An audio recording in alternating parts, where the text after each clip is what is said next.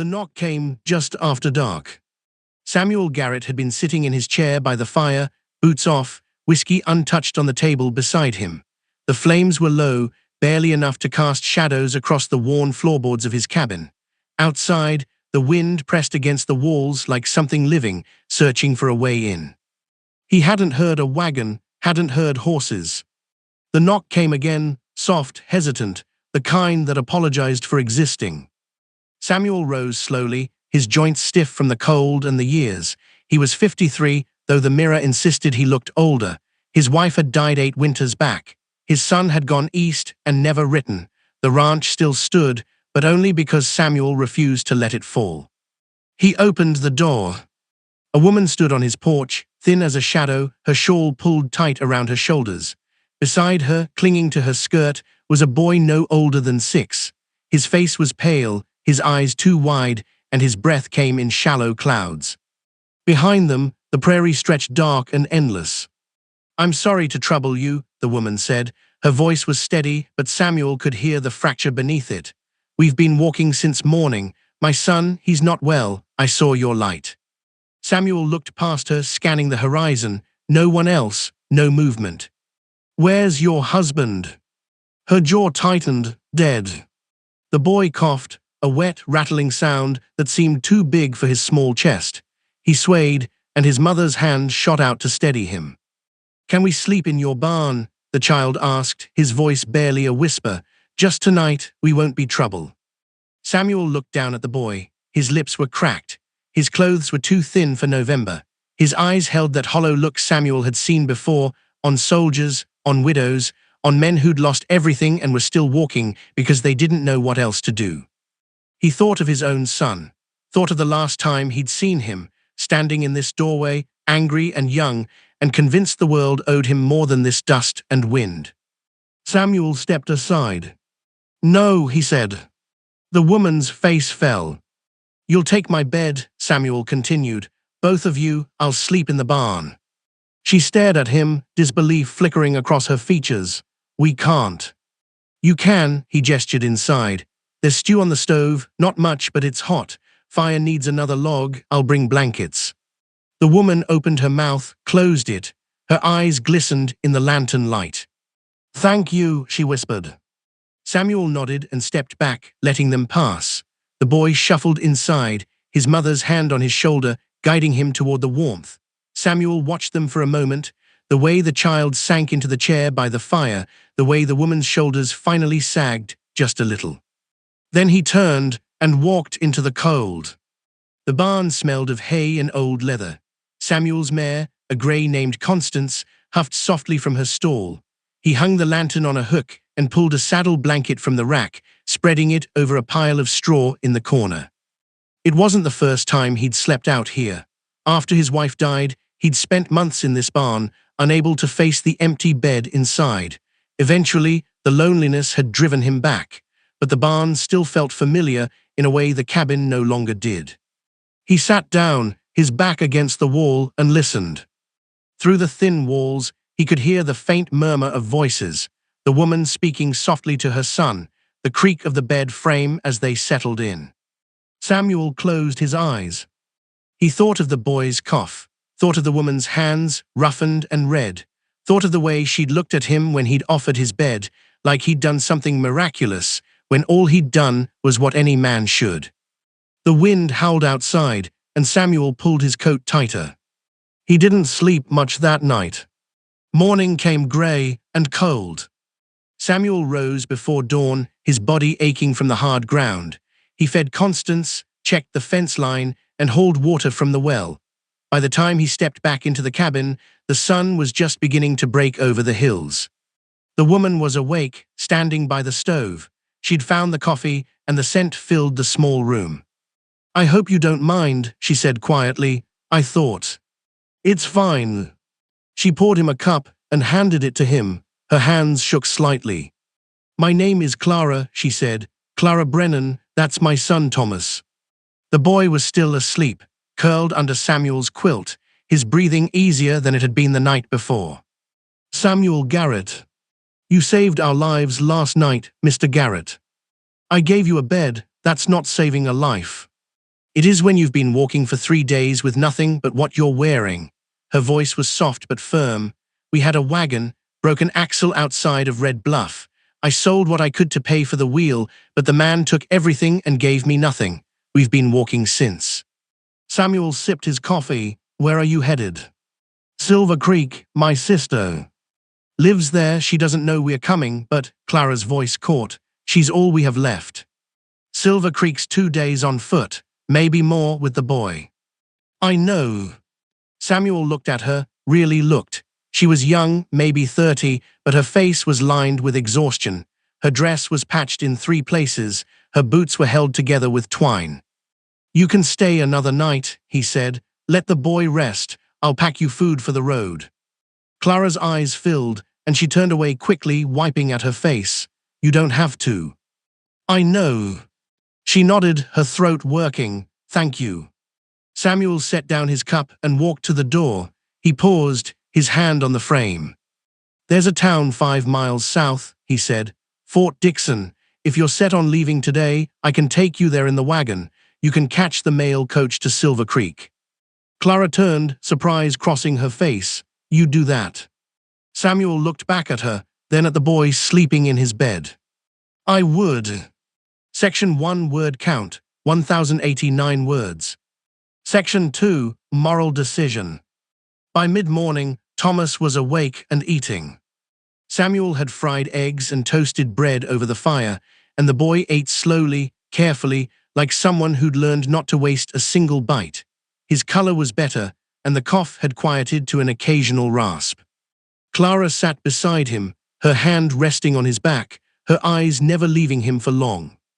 Samuel harnessed Constance to the wagon and loaded a crate of supplies, dried meat, cornmeal, a jar of preserves his neighbor had given him last fall. He covered it with a canvas tarp and tied it down. When he came back inside, Clara was braiding Thomas's hair, her fingers quick and gentle. We're ready when you are, Samuel said. Clara looked up. Mr. Garrett, I don't know how to repay you. Don't need repaying. When we get to Silver Creek. Don't need anything from Silver Creek, either. She studied him for a long moment, then nodded. You're a good man. Samuel didn't answer. He wasn't sure if that was true. He'd done good things and bad things, like most men. He'd been cruel to his son when the boy needed kindness. He'd let his wife die alone while he was out fixing a fence that didn't need fixing. He'd spent years talking to ghosts instead of people. Giving a woman and a child a bed didn't balance the scales. But maybe it was a start. They set out just after noon. The road to Fort Dixon was rutted and rough, and the wagon rocked over every stone.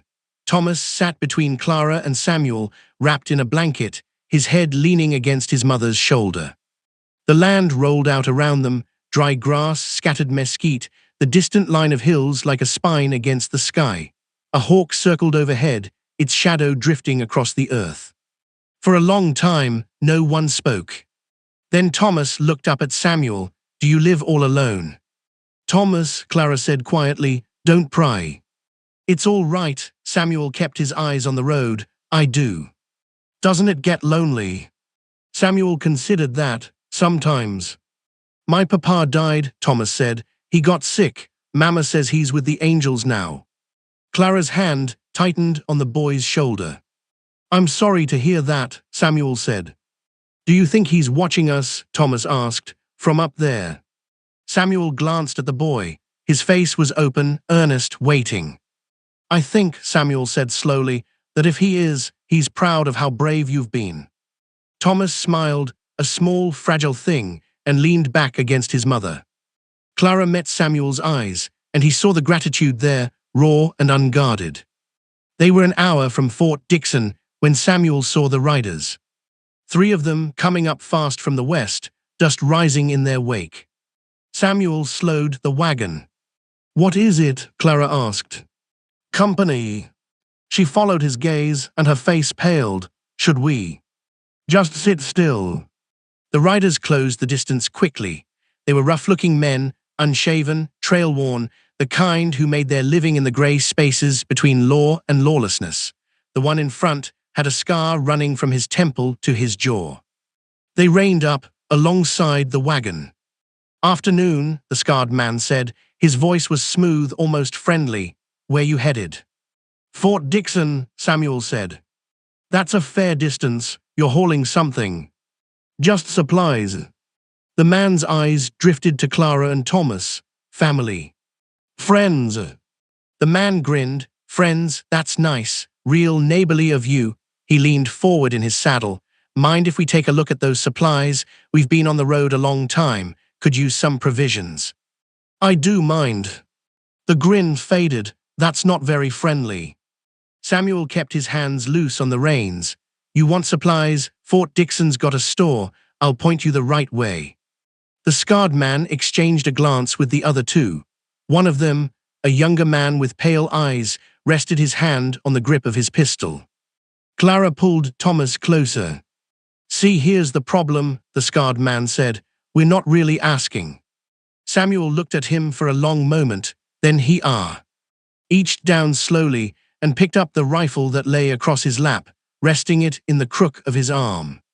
"Neither am I." The air went still. The scarred man's smile returned, but it was colder now. "You willing to die for a crate of cornmeal, old man?" "No," Samuel said, "but I'm willing to die for them." He nodded toward Clara and Thomas.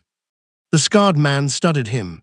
Samuel could see the calculation happening, weighing the odds, the risk, the effort. Finally, the man sat back. "Your funeral." He spurred his horse and rode past, the other two following. They didn't look back. Samuel waited until they were small shapes on the horizon before he lowered the rifle. Clara let out a breath she'd been holding. "Thank you." Samuel set the rifle down and snapped the reins. "We're not stopping till we reach town." Section 2, word count, 1071 words. Section 3, danger arrives. Fort Dixon sat in a shallow valley, a cluster of buildings huddled together like they were trying to stay warm. Samuel guided the wagon down the main street, past the saloon, the general store, the livery. A few people watched from porches and doorways, their faces unreadable. He pulled up in front of the coach station, a sagging building with a hand-painted sign that read Silver Creek Line. "Wait here," Samuel said. He climbed down and went inside. The station master was a wiry man with spectacles perched on the end of his nose. "Help you." "When's the next coach to Silver Creek?" "Tomorrow morning, 6 sharp." "I need 2 tickets." The man squinted at him. "That'll be $4. Samuel pulled a fold of bills from his coat and counted out the money. The station master took it, made a note in his ledger, and handed Samuel 2 slips of paper. "Passengers should be here by 5:30. Coach, don't wait." "They'll be here." Samuel stepped back outside. Clara was standing beside the wagon, Thomas in her arms. The boy had fallen asleep again, his head resting on her shoulder. "The coach leaves at 6 tomorrow," Samuel said, handing her the tickets. "I'll get you a room at the boarding house for tonight." Clara stared at the tickets. "Mr. Garrett, this is too much, I can't." "You can. I'll pay you back, I swear it."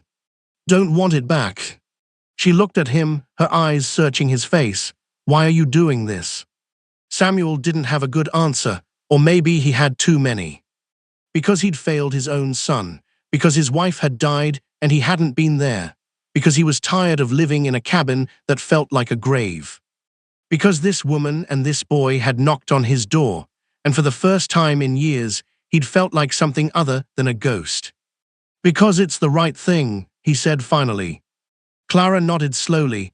"Then I'll make sure Thomas knows your name. He'll know what you did for us." Samuel felt something tighten in his chest. He turned away, clearing his throat. "Come on, let's get you settled." The boarding house was run by a widow named Mrs. Talbot, a stern woman with kind eyes. She showed Clara and Thomas to a small room on the second floor and promised to bring up supper. Samuel waited downstairs in the parlor, his hat in his hands. When Clara came back down, she looked steadier, stronger. "He's asleep," she said, "really asleep this time." "Good." They stood there for a moment, neither quite sure what to say. "Will you stay tonight?" Clara asked. "In town?" Samuel shook his head. Got to get back. Constance doesn't like being away from the barn. Clara smiled faintly. Of course. Samuel put his hat on. You'll be all right. We will, thanks to you. He nodded and turned toward the door. Mr. Garrett. He stopped. Clara stepped forward and before he could react, wrapped her arms around him. Samuel froze. It had been so long since anyone had touched him, really touched him, that he'd almost forgotten what it felt like. Thank you, Clara whispered, for everything. Samuel's hands hovered uncertainly, then settled lightly on her back. Take care of that boy. I will. She let go and stepped back, wiping at her eyes. Samuel left without another word. The ride back was quiet. The sun was setting, painting the sky in shades of orange and red. Samuel let Constance set the pace, the wagon creaking softly beneath him. He thought about Clara and Thomas, safe in that boarding house. Thought about the coach that would take them to Silver Creek, to a sister who didn't know they were coming. He thought about the riders from earlier, the scarred man and his cold smile. And he thought about the way Clara had hugged him, like he was someone worth holding onto. He was 2 miles from home when he smelled the smoke. Samuel's heart dropped. He snapped the reins, and Constance broke into a trot. The wagon bounced and rattled, but Samuel didn't slow down. As he crested the last hill, he saw it. His cabin was burning. The flames roared up into the darkening sky, consuming the roof, the walls, everything. The barn stood untouched, but the cabin, where he'd lived for 30 years, where his wife had died, where he'd raised his son, was gone. Samuel pulled the wagon to a stop and stared. 3 horses stood tied to the fence. The scarred man stepped out of the shadows, flanked by his 2 companions. Told you it was your funeral, the man said. Section 3, word count, 1034 words. Section 4, human connection. Samuel climbed down from the wagon slowly. The heat from the fire pressed against his face, and the smoke strung his eyes. Embers drifted through the air like dying stars. You didn't have to do this, Samuel said. The scarred man shrugged. You embarrassed us, can't have that, bad for business. This wasn't business, this was spite. Call it what you want. The man gestured toward the barn. We checked in there too, nice horse you got, thought about taking her, but, he grinned, figured this would hurt more. Samuel's hands curled into fists. You finished. Just about, the man stepped closer. Where's the woman and the kid? Samuel didn't answer. We followed you to town, saw you drop them at the boarding house, figured we'd come back here first, let you know how this was gonna end. The man tilted his head. But we're not done with them, not yet. Something cold settled in Samuel's chest. You touch them, and I'll kill you. The scarred man laughed. With what? You left your rifle in the wagon, old man, and you're outnumbered. Samuel glanced at the wagon. The rifle was there, leaning against the seat, 10 feet away. The pale-eyed man drew his pistol. Don't, the scarred man said. Not yet. I want him to watch the cabin burn a little longer first. Samuel looked at the flames. Everything he'd built, everything he'd held onto, gone. But Clara and Thomas were safe. That had to be enough. The scarred man was still talking, something about respect, about lessons, but Samuel wasn't listening anymore. He was thinking about his son. The last time they'd spoken, the boy had been 17, standing in the doorway of this cabin, shouting about how Samuel never listened, never cared, never saw him. And Samuel had shouted back, told him to leave if he was so unhappy. So the boy had left. And Samuel had never apologized. He'd spent years telling himself it didn't matter, that the boy would come back eventually, that time would smooth over the rough edges. But time didn't fix anything, it just made the silence longer. You hearing me, old man? Samuel blinked. The scarred man was standing right in front of him now. I said, where'd you hide the rest of your money? Don't have any. Bullshit, you had enough to buy coach tickets. That was all of it. The scarred man sighed. Wrong answer. He nodded to the pale-eyed man, who raised his pistol. A shot cracked through the air. The pale-eyed man staggered, clutching his shoulder, and dropped his gun. Samuel spun. Clara stood 20 feet away, holding Samuel's rifle. Her hands were steady, her face set. Behind her, Mrs. Talbot sat in a buckboard, reins in hand. Thomas was beside her, eyes wide. "I think that's enough," Clara said. The scarred man stared at her. "You've got to be." "I grew up on a ranch," Clara said. "My father taught me to shoot before I could read. You want to find out if I'm bluffing? Go ahead."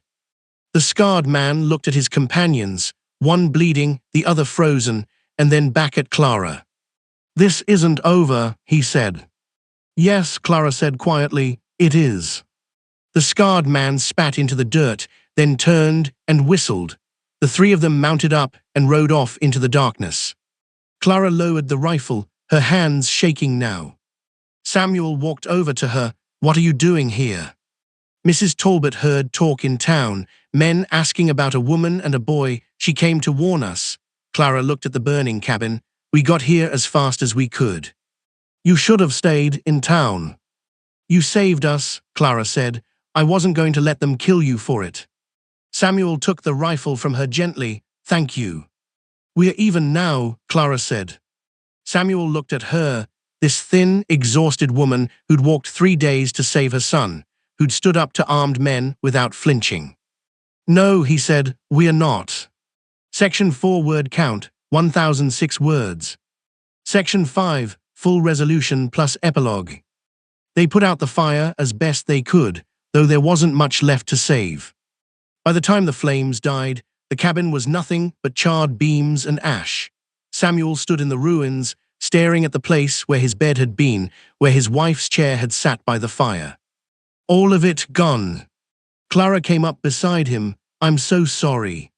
Samuel nodded. He didn't trust himself to speak. Mrs. Talbot offered to let him stay at the boarding house, but Samuel shook his head. "I'll sleep in the barn." "Then we'll stay with you," Clara said. "You've got a coach to catch in the morning." "We'll catch it, but tonight we're staying." Samuel looked at her, saw the determination in her eyes, and knew there was no point arguing. They made camp in the barn. Mrs. Talbot brought blankets and food before heading back to town, and they ate together in the glow of the lantern, bread and cheese and apples, simple and filling. Thomas fell asleep quickly, curled up in the hay with Constance watching over him like a guardian. Clara and Samuel sat in silence for a long time, listening to the wind. "What will you do?" Clara asked finally. "Rebuild, I suppose, or sell. Haven't decided yet." "You could come with us to Silver Creek." Samuel smiled faintly. "I don't think your sister's expecting 2 guests." "She'll manage." Clara looked at him. "You don't have to be alone, Mr. Garrett." Samuel thought about that, thought about the cabin burning, about the years he'd spent holding onto ghosts. "Maybe not," he said. The coach left Fort Dixon at 6 sharp, just as promised. Samuel stood on the platform and watched Clara and Thomas climb aboard. The boy waved at him through the window, and Samuel raised his hand in return. Clara leaned out. "You'll think about it, Silver Creek." "I will." "Promise." Samuel hesitated, then nodded. "Promise." The driver cracked the reins, and the coach rolled forward, wheels clattering over the hard-packed earth. Samuel watched until it disappeared over the hill. Then he turned and walked back to his wagon. A week later, Samuel sold the land. He didn't get much for it. The cabin was gone, and the barn wasn't worth much on its own, but it was enough. He packed what little he had left, a few tools, a change of clothes, his wife's Bible, and loaded it into the wagon. Constance huffed, as if to say, "Finally." Samuel climbed up onto the seat and looked back one last time. The ruins of the cabin sat dark against the prairie. The wind moved through the grass, carrying the smell of smoke and sage. He thought about his wife, thought about his son, thought about all the years he'd spent trying to hold onto a life that was already over. Then he thought about Clara's arms around him, thought about Thomas asking if his father was watching from up above, thought about the way the boy had smiled when Samuel said he was proud of him. Maybe it was time to stop holding on. Maybe it was time to let go. Samuel snapped the reins, and Constance started walking. Epilogue. Samuel Garrett arrived in Silver Creek on a cold morning in December. Clara and Thomas were waiting for him on the porch of a small house at the edge of town. Clara's sister stood beside them, a woman with Clara's eyes and a baby on her hip. Thomas saw him first. He shouted and ran down the steps, his arms wide. Samuel climbed down from the wagon and caught the boy, lifting him up. "You came," Thomas said. "I promised, didn't I?" Clara walked over, her smile soft and warm. "Welcome home, Mr. Garrett." Samuel looked at her, at Thomas, at the house with smoke curling from the chimney. "Home," he repeated. It sounded strange, unfamiliar. But not wrong. Not wrong at all.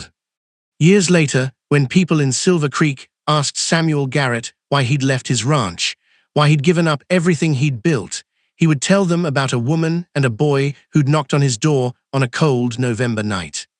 He would tell them about the choice he'd made, not to turn them away, not to let them sleep in the barn, but to give them his bed.